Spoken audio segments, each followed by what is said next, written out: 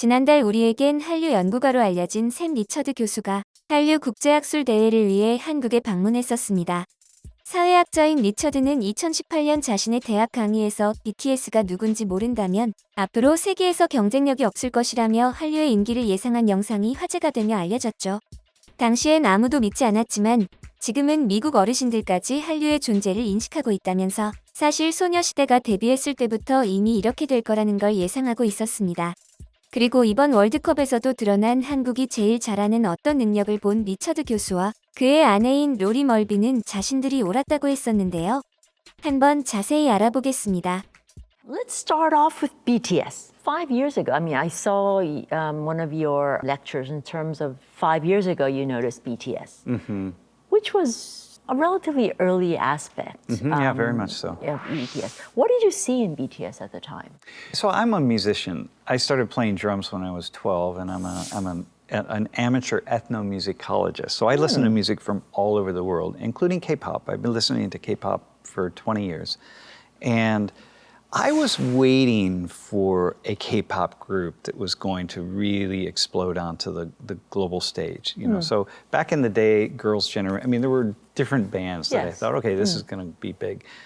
But they never were somewhere like the United States. And then one day, that one morning, I woke up and I heard on the BBC that the BTS broke the 24-hour download record that was set by Taylor Swift.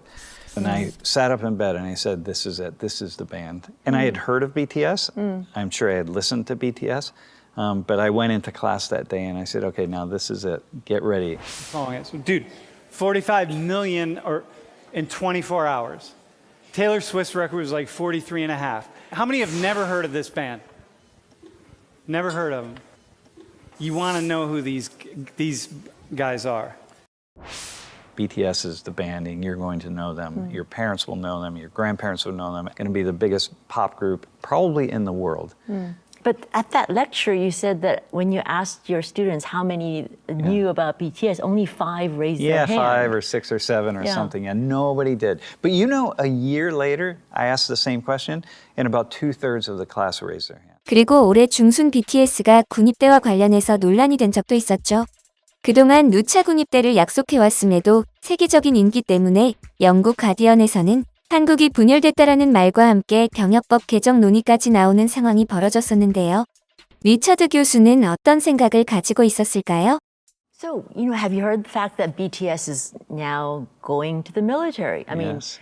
Their fans, although they respect that decision, are heartbroken. Do you think that will have an influence on Korea's cultural influence in the world? Well, I'm careful about wading into anything related to the army because BTS fan club, the army. The army, not where they're heading. No, not where they're heading.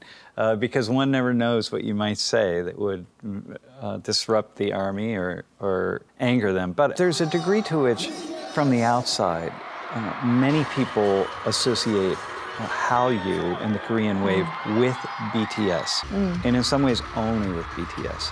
So there are two things, right? One is that for BTS to not get an exemption and to join the army like all other Korean young men, it really reflects the communitarian-oriented kind of moral space here in Korea. That you do things for the community. This isn't just about individual power and money and so on. So it's a reflection of that, and also it breaks the spell that Hallyu and the wave is really about BTS, because it's not. It's about Korea, and there are so many pieces of this wave that lots of people don't see.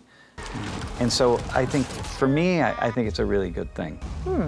So it's a positive in a long-term view of the aspect of Korean culture in the world? Yeah, from a wider perspective. Korea's put their own spin on it, but in putting their own spin on it, it just becomes something that the world has never really seen or heard before.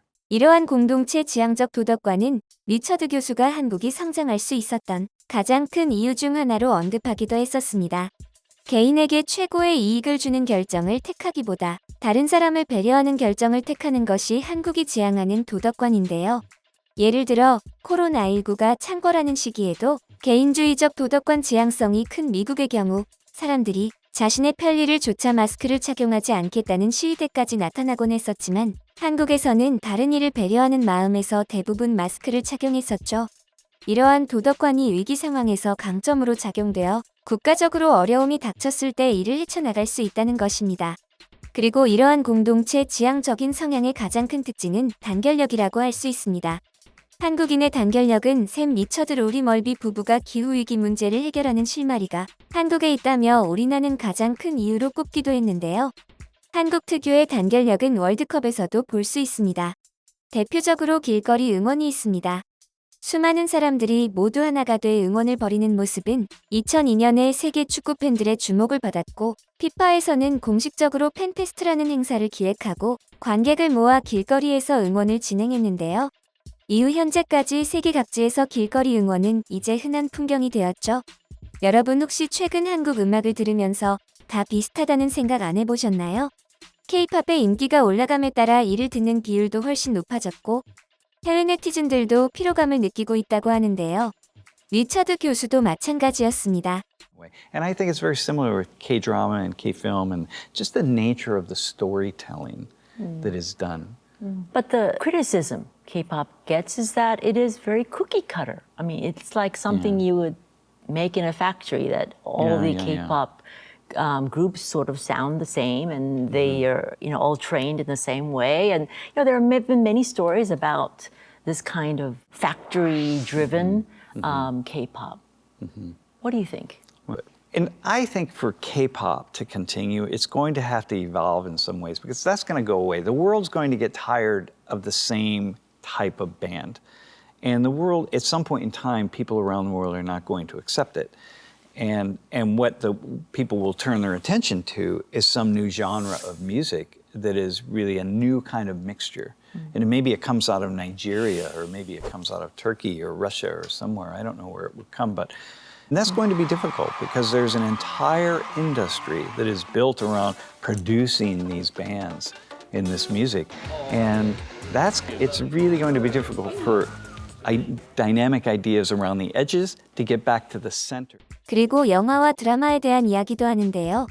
리처드 교수는 한류 콘텐츠가 전 세계적인 인기를 끈 원인의 하나로 성적이거나 폭력적인 부분에서 노골성을 추구하기보다 함축성을 좇은 것을 들었습니다. 성이나 폭력 묘사에서 불필요하게 사실적이고 노골적인 할리우드와 달리 함축적으로 접근한 것이 이슬람권을 포함해 세계인의 보편성에 부합했고 어느새 그것이 대세가 됐다는 것이었습니다. 예를 들면 오징어 게임 흥행 이후로 사람들이 물리적 부를 추구할 때 다른 사람에게 등을 돌리는 현실을 반영했고 불평등이 심화되는 현대사회에 격변을 피할 수 있는 사람은 없다는 점 등의 공감을 이끌어내면서도 굳이 묘사될 이유가 없는 폭력적이고 선정적인 부분은 간접적으로 묘사해 시청자 불편을 최소화했죠. 리처드 교수는 이 부분을 상상력을 발휘하도록 한다며 35년 동안 도덕과 사회 변화를 연구해온 사회학자로서 폭력과 성을 즐기지 않는 사람이 세계에 수십억 명이 존재한다는 것을 장담한다고 말했습니다. Well, if we move away from K-pop, K-movies, for example, the ones that have gotten the most attention, the ones that have won the awards, or some of the recent dramas, don't reflect the kind of Korea that K-pop. They portray a very a different side of Korea. I mean, and some find that a little disturbing. Yeah. What do you think? Well, Korea is going through a transition that is quite profound, moving from traditional Korean society to this new modern Korea with so many dynamic, fascinating elements. If you want to kind of have an understanding of what the future is going to look like, then you turn to Korea. But if you want to understand what the past looks like in a traditional Eastern society, look to Korea. So there's this evolution, and I think because of the evolution, there are a lot of themes that need to come up. I think about Squid Game and Parasite, themes of this transition from the old Korea to the new Korea, and it's not an easy transition. It's a very difficult one. And I'm sure you've lived it. You see this, and so what was is not what is not what will be. And so I think these themes that we're seeing in some of these films are reflecting that. And outsiders, if you're not following this shift from the traditional to the modern, then you don't really understand the power of these themes that are being addressed in the films. 리처드 교수는 K 콘텐츠의 힘은 타국 콘텐츠와 다른 차별성으로 한국에서 일어난 일에 대한 창의적 반응을 담는다며 한류의 무한한 가능성을 믿는다고 밝혔습니다. 넷플릭스와 경쟁하기 위해 국내 방송사들도 창작의 자유를 이전보다 폭넓게 허용하고 있죠. 그리고 월드컵에서도 위기를 헤쳐나갈 수 있는 단결력을 보여준 만큼 내년에도 한국이 힘든 일정을 이겨낼 수 있을 거라고 믿습니다.